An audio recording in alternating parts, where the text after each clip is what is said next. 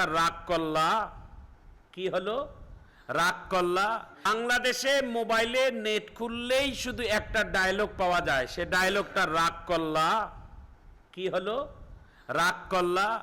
লালমনিরহাট থেকে উঠে আসা, নাম তার ইমান আলী, দীর্ঘদিন গাজীপুরে বসবাস করে, একজন সাধারণ কৃষক লেভেলের মানুষ, সাধারণ মানুষ। মানুষের হাত, কিছু মানুষ সহজ সরল মানুষকে যাইয়া ভুলাই টুলাই হাত দেখায়, তার ভবিষ্যতের কথা বলে দেয়।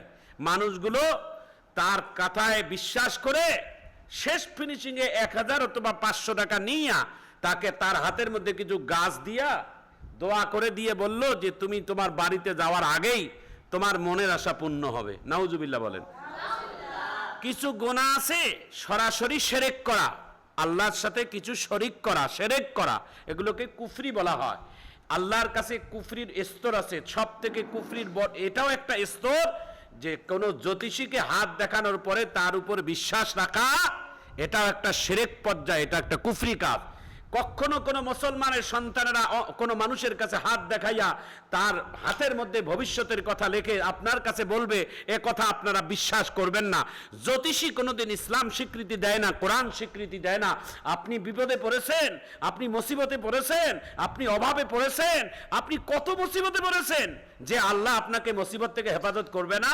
আপনার উত্তম মাধ্যম হচ্ছে কোনো মুসিবতে পড়লে আপনি উজু করেন, আপনি সুন্দর কাপড় পরেন, একটা জায়নামাজ পিছান, আপনি এমন সুন্দর করে 2 রাকাত সালাতুল হাজত নামাজ আদায় করে শেষ সেজদাটার মধ্যে যাইয়া মুনিব অর্থাৎ আপনি গোলাম, আপনার মালিকের কদমের মধ্যে যাইয়া আপনি আপনার জীবনের সমস্ত ঘটনাগুলো, আপনার বিপদ আপদের ঘটনাগুলো আপনি আপনার রবের কাছে যাইয়া বলেন।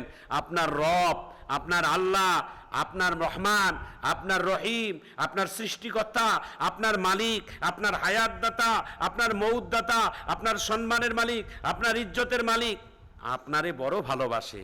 আপনি সব থেকে মায়ার বান্দা। আপনি এই পৃথিবীতে যত মাখলুক আল্লাহ সৃষ্টি করেছেন, সব থেকে দামি সৃষ্টি আর মাখলুক হচ্ছেন আপনি। আপনার কথা আল্লাহ শুনবে না? একটা হাজারো অবাধ্য সন্তান, হাজারো অবাধ্যতার কারণে বাবা মার কাছ থেকে যদি দূরে সরে যায়, বাবা মা অনেক সন্তানদেরকে ত্যায্যপুত্রও করে দেয়, সম্পদ থেকে আলাদা করে দেয়, বঞ্চিত করে দেয়। ওই সন্তানের জন্য বাবা মার হৃদয় কান্দে। ওই সন্তান যদি 1 বছর 6 মাস পর আবার ফিরে এসে গভীর রাত্রে যদি বাবা মা বলে একটা দরজায় ডাক দেয়, ওই সন্তানের সমস্ত অপরাধগুলো বাবা মা ভুলে গিয়ে তার বুকের মধ্যে জায়গা করে দেয়। জোরে বলুন ঠিক কিনা? একটা হাজারো অবাধ্য সন্তান যদি পিতামাতার অবাধ্য সন্তান হওয়ার পরও পিতামাতার কথা না মানার কারণে যদি 1-2 বছর পর যদি বাবা মার দরজায় দাঁড়িয়ে যদি আব্বু আম্মু বলে ডাক দেওয়ার পরে বাবা মা যদি তাদের বুকে জায়গা করে দিতে পারে, আমরা আল্লাহর গোলাম, আমরা আল্লাহর বান্দা, আমাদেরকে আল্লাহ তাআলা সৃষ্টি করেছেন। আমরা হাজারো অপরাধ করি, হাজারো গুনাহ করি না কেন, হাজারো অন্যায় করি না কেন, ওই আল্লাহ যদি, ওই আল্লাহর কাছে যাইয়া যদি আমরা একবার আল্লাহ বলে ডাক দেই, বলেন না আল্লাহ, একবার আল্লাহ বলে ডাক দিলি আল্লাহর এই ডাকের আওয়াজটা আল্লাহর আরশে আজিমের মধ্যে যায় ধাক্কা লাগে। ওই আল্লাহ ডাক দিয়ে বলেন, ফেরেশতা আমার আরশ কে কাঁপায় দেখো তো। আল্লাহর ফেরেশতা ডাক দিয়া বলেন, আল্লাহ আপনার আরশ কাঁপানোর ক্ষমতা পৃথিবীর কোনো মাখলুকের নাই, কোনো জিনের নাই, কোনো ফেরেশতাদের নাই। বলে তাহলে কাঁপায় কে? বলে আপনার এই আরশ কাঁপায় হচ্ছেন আপনার কিছু বান্দা বান্দির ডাক। ডাকার মতো ডাকলে খোদা কেমনে শুনবে না, খোদা তোমায় ডাকতে জানি না। ডাকার মতো ডাকলে খোদা কেমনে শুনবে না, খোদা তোমায় ডাকতে জানি না। আল্লাহকে ডাকার মতো ডাকলে আল্লাহ অবশ্যই সাড়া দিবে। আল্লাহর কাছে চাওয়ার মতো চাইলে আল্লাহ অবশ্যই আমার চাওয়া পাওয়াকে পুরা করে দিবে। একটু জোরে বলুন ঠিক কিনা?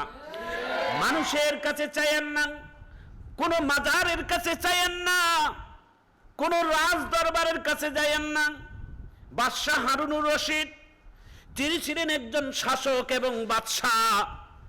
তার সময়, তার ক্ষমতার সময় একজন ফকির বেশে বাদশাহ হারুনুর রশিদের কাছে যায় হাত পাতাইছে, ও বাদশাহ কিছু দেন, আমি একটু চলবো। বাদশাহ হারুনুর রশিদ ডাক দিয়ে বলে, একটু বসেন, আমি আপনাকে কিছু দিয়ে আসি কিনা। বাদশাহ হারুনুর রশিদ হঠাৎ করে সেজদায় যাইয়া আল্লাহর কাছে কি যেন চাইলেন। বাদশাহ কিছুক্ষণ পরে ওই ফকিরকে বিদায় করলেন। ফকির ডাক দিয়ে বলে, বাদশাহ আপনি তো যা চাইলাম দিলেন, কিন্তু আপনি যখন দিলেন সাথে সাথে দিলেন না, আপনিও কেন যেন সেজদায় পড়ে আপনি মালিকের কাছে সেজদা করলেন। বাদশাহ ডাক দিয়ে বলে, ও ফকির, তুমিও এক ফকির আমিও এক ফকির। তুমি ফকির হইয়া আমার কাছে চাইছো, কিন্তু আমি বাদশাহ হয়ে আমি আর একজনের কাছে ফকির। আমি আমার আল্লাহর কাছে ফকির, আমি আল্লাহর কাছে ফকির। আমার আল্লাহ হচ্ছে আমার বাদশাহ। ফকির ডাক দিয়া বলে, আজ থেকে তাহলে আমি তোমার কাছে কেন চাইবো?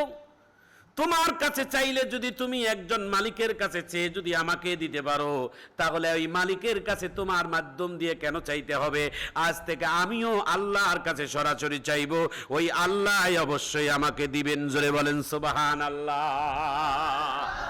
সুতরাং মানুষের উপর ভরসা রাখিয়েন না, রিজিকের উপর ভরসা রাখিয়েন না, ব্যবসার উপর ভরসা রাখিয়েন না, চাকরির উপর ভরসা রাখিয়েন না, আল্লাহর উপর ভরসা রাখিয়েন। আল্লাহ আমাদেরকে অবশ্যই রিজিক দিবেন, আল্লাহ আমার সব সমস্যার সমাধান করবেন, আল্লাহ আমার সব বিপদ আপদ হেফাজত করবেন, আল্লাহ আমার ইজ্জত রক্ষা করবেন। জোরে বলুন ঠিক কিনা? বিপদে কোন বিপদে পড়েছেন যেই বিপদে আপনি উদ্ধার আল্লাহ করবে না? কোন বিপদে মুসিবতে পড়েছেন যেই মুসিবতে আল্লাহ আপনার হেফাজত করবে না? অবশ্যই আল্লাহ আপনার হেফাজত করবেন। একটু জোরে বলুন ঠিক কিনা? ভারতের একজন অমুসলিম ভাইয়ের ঘটনা আমি 1-2 মিনিটে বলে দেই। নাম তার গঙ্গারাম চোপড়া। এই গঙ্গারাম চোপড়ায় তার ভারতের আদালতে মামলা হয়েছে তার বিরুদ্ধে। কি হয়েছে? মামলা হয়েছে, মামলা। এই ভারতের আদালতে আগামীকাল মামলার রায় হবে। ভাই আসামি গঙ্গারাম চোপড়ার উকিল ডাক দিয়ে বলে, স্যার হয় জেল হবে নয় ফাঁসি হবে, বুদ্ধি নাই বাঁচার। কি বুদ্ধি আছে বাঁচার? বাঁচার একটাই বুদ্ধি, আপনাকে রাত্রের ভিতরে কোনো না কোনো একজন মুসলমানের কাছে যায় মুসলমান হতে হবে। সুবহানাল্লাহ বলেন। ঠিক আছে আমি মুসলমান হব। একজন মুসলমান আলেমের কাছে যাইয়া মুসলমান হলেন।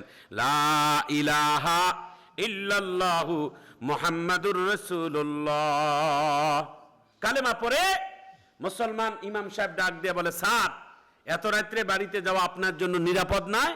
যেহেতু মুসলমান হলেন, আপনি আজ থেকে আমাদের ধর্মীয় ভাই, আজকে মসজিদে থাকেন, আগামীকাল আমি আপনাকে পৌঁছাই দেব আদালতের মধ্যে। সুবহানাল্লাহ বলেন। এই গঙ্গারাম চোপড়া আজকে মুসলমান হওয়ার পর জীবনে প্রথম রাত মুসলমান হয়ে মসজিদে থাকলেন, মসজিদে যাপন করলেন। হঠাৎ করে এই গঙ্গারাম চোপড়া দেখে রাত্রের গভীরে মসজিদের মধ্যে আজান ছাড়া, ফজরের আজানের আগেই কিছু মুসল্লিরা মসজিদের মধ্যে এসে তাহাজ্জুদের নামাজ পড়ে রোনাজারি করতেছে। তো গঙ্গারাম চোপড়া তাদের কাছে যা বলছে, ভাই এটা কোন নামাজ? কয় তাহাজ্জুদের নামাজ। কয় তোমরা এখন এই নামাজ পড়ে কি চাও? বলে আল্লাহর কাছে যা চাওয়া যায় তাই দিয়ে দেয়। সুবহানাল্লাহ বলেন। গঙ্গারাম চোপড়া বলে, আগামীকাল তো আমার মামলার রায়, আমার হয় ফাঁসি হবে না জেল হবে, তো আমিও আমার আল্লাহর কাছে চাই আমিও একটু নামাজ পড়ি। তো তিনি 2 রাকাত 4 রাকাত তাহাজ্জুদের নামাজ পড়ে আল্লাহর কাছে চাইছে চোখের পানি ফেলে, মালিক আমারে যদি আগামীকাল মামলার রায়টা আমার পক্ষে হয়ে যায়, তাহলে আমি কথা দিলাম আমি আর এও ভুল পথে থাকবো না মালিক, আমি সহি পথে হাঁটবো। সুবহানাল্লাহ। আল্লাহ তাআলা কোরআনে বলছেন, ইল্লা মান তাবা ওয়া আমানা ওয়া আমিলা আমালান সলিহা ফাউলাইকা ইউবাদদিলুল্লাহু সাইয়্যাতিহিম হাসানাহ। সুবহানাল্লাহ বলেন। আল্লাহ তাআলার কোন গুনাহগার বান্দা বান্দীরা গুনাহ করার পর যদি অনুশোচনা হয়, অনুতপ্ত হয়ে যদি তওবা করে, আল্লাহ বলেন তার তওবার ওসিলায় তো মাফ করব, তার গুনাহগুলোকে হাসানায় নেকিয়ে পরিণত করে দেব। সুবহানাল্লাহ। ভাইরা আমার, বন্ধুরা আমার, গঙ্গারাম চোপড়া 2 হাত তুলে আল্লাহর কাছে চোখের পানি ছেড়ে দিয়ে দোয়া করলেন। সকালবেলা কালেমার সার্টিফিকেটটা নিয়ে আদালতে যাওয়ার আগে নিজের বাড়িতে আসলেন।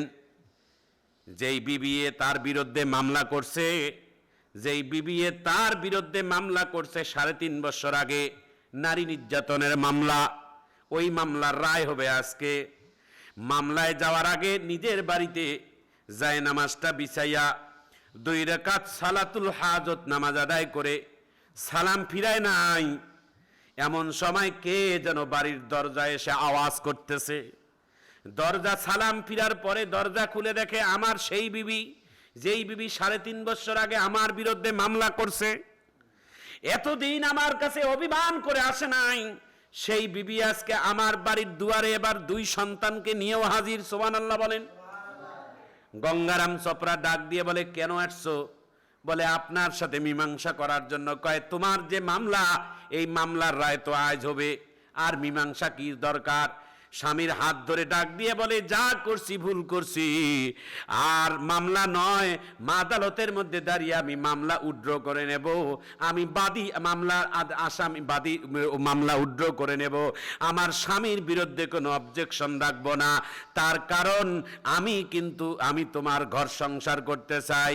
গঙ্গারাম চোপড়া বলে, কেমনে হবে? বলে, কেন? বলে, গত রাত্রে আমি মুসলমান হয়ে গেছি, আমি আর হিন্দু নাই, আমি আর অমুসলিম নাই, আমি মুসলমান হয়ে গেছি। গঙ্গারাম চোপড়ার স্ত্রী আল্লাহর শুকর করে ডাক দিয়ে বলে, তাহলে আর কোন সমস্যা নাই, আপনি যেহেতু মুসলমান হয়েছেন, আমাকেও মুসলমান বানিয়ে দেন, আজ থেকে আমরা মুসলিম পরিবার হিসেবে বসবাস করতে চাই। রাখে আল্লাহ, মারে কে? মারে আল্লাহ, রাখে কে? সুতরাং দুনিয়ার কোন মানুষের কাছে শরণাপন্ন হবেন না। মানুষের কাছে চাওয়ার কিছুই নাই, মানুষকে হাত দেখানোর কিছুই নাই। এই যে ধোঁকাবাজ, এগুলো বলে বাংলাদেশের বড় ধোঁকাবাজ, যারা মানুষের কাছে হাত দেখাইয়া তাবিজ কবজ দিয়ে কামাই করে খায়, ধোঁকাবাজ।